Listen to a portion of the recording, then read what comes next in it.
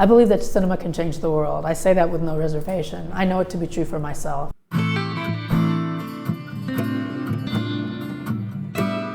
Yes, well, that's a good catch. Yes, in the middle of nowhere, there's a scene where the two characters go and they see Ali Fear Eats the Soul by Fassbinder. And there are themes in that film that speak to middle of nowhere in terms of kind of putting people in boxes and labeling folk. And so there was something that I wanted to say there about how love transcends those labels. And so I had the characters go. So then there's a little funny piece in it where there's a point in the movie where it's a startling kind of intimacy between the characters that isn't expected, and it gives some levity to the two characters who are watching. Not that seeps into my films, but certainly I'm interested in filmmakers that have something to say with their work and that are kind of analyzing the human condition in ways that are overt, that are right on the surface and are kind of not hiding it. And so certainly his work fits into that category. Yes, if you're going to say it, And so I feel like I wanted to back up what my theories were and what I had learned about the prison industrial complex and the criminalization of certain kinds of people in the United States. And so I really was just looking to give evidence to people so that it's more than me just saying it, which is so much of what our politics and our news cycle is now. Oh, I just say it, and so you should believe me because I said it. No, I wanted to say what I believe, that there is oppression, that there is subjugation, that there is a one-sidedness, that there is a sinister aspect to criminalization, and I'm going to show you and walk you through all of the reasons why I believe that. So that's really what 13 was about. I don't consider it bipartisan because I certainly had my idea, but in part of presenting evidence and a commitment to what I thought, I'm going to talk to different kinds of people to illustrate my thesis. And so, 13th is a piece that has unexpectedly resonated around the world, even though it's about the American prison industrial complex. Justice is a universal desire by people all over the globe. So I think when people see injustice, no matter where it is, they react. I think our personhood is political. I think all of us, we're political animals. We abide by, certain rules, policies, procedures, social mores that are put upon us, and we usually live our lives accordingly. To speak out against that shouldn't be what's political. To abide by it is very political. It is abiding by, rules that are made for us without questioning what they are.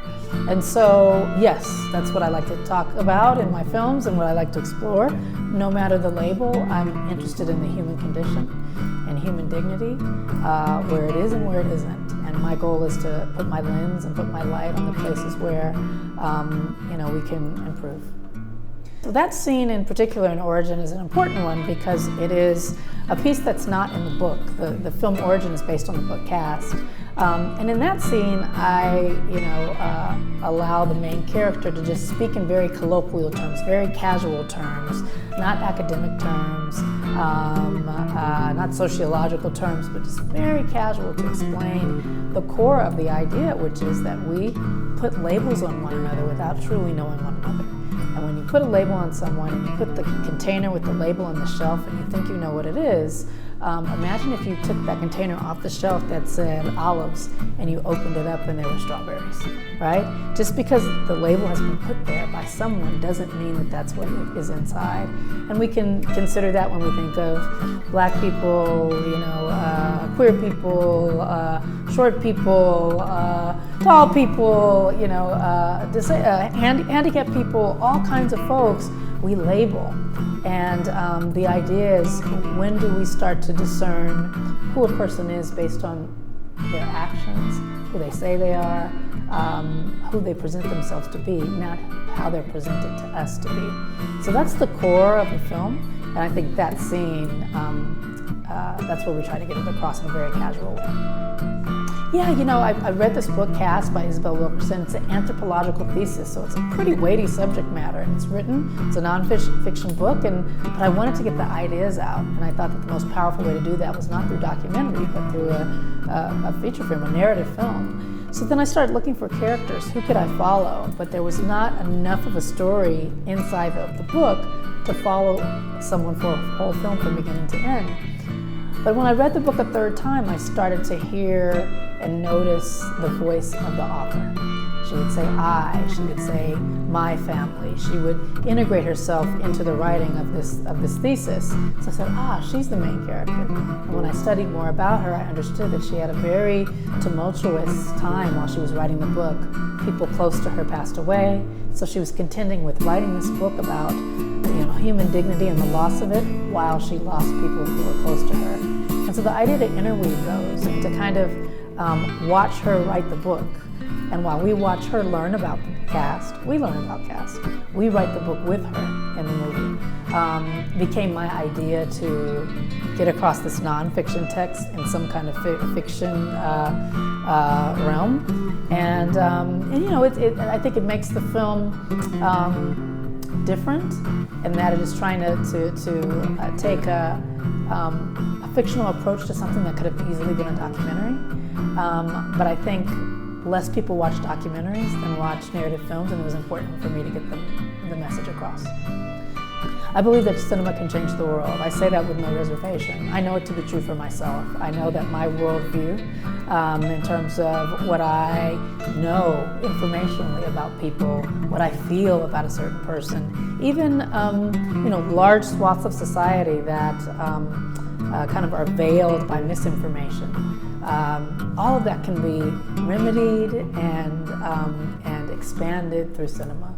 When I was growing up, I grew up when HIV and AIDS was very, very prevalent. I was afraid of people with HIV and AIDS. We were all told to be afraid. But it was the movies. I was watching a film called Philadelphia that really showed me, oh, wow, you can touch. And, oh, wow, these are people who are in pain. It was a movie that was on television called Roots that really acquainted the world, definitely the United States, to the plight of African American people during slavery. It did things that no book can do. And so film is an empathy machine. It generates empathy within us. It stirs feelings of human dignity.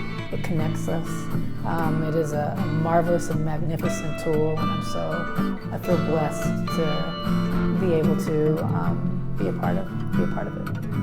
Ava, thank you so much. It's been an honor. Thank you so much for having me. Thank you for watching the work. Appreciate it. No, thank you for making it. Thanks.